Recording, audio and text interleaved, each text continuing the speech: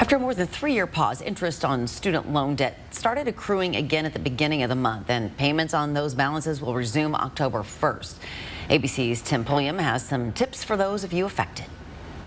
Earlier this year, the Supreme Court struck down President Biden's student loan debt cancellation plan. And now, after more than 3 years, Americans with student loans will have to start paying those debts again.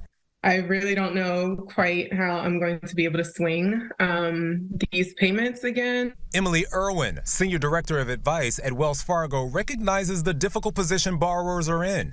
Understandably, this is something that even though it's been a pause, it felt permanent because it was so long, but it is coming. We really have to be able to set aside any anger or disappointment that changes weren't made with respect to loan forgiveness, because this can affect your financial future. She says it's time to get organized. Make a detailed list of your loans, including the loan provider, outstanding balance, and interest rate. Distinguish whether it's a private loan or publicly funded through the federal government. For the latter, she recommends setting up automatic payments.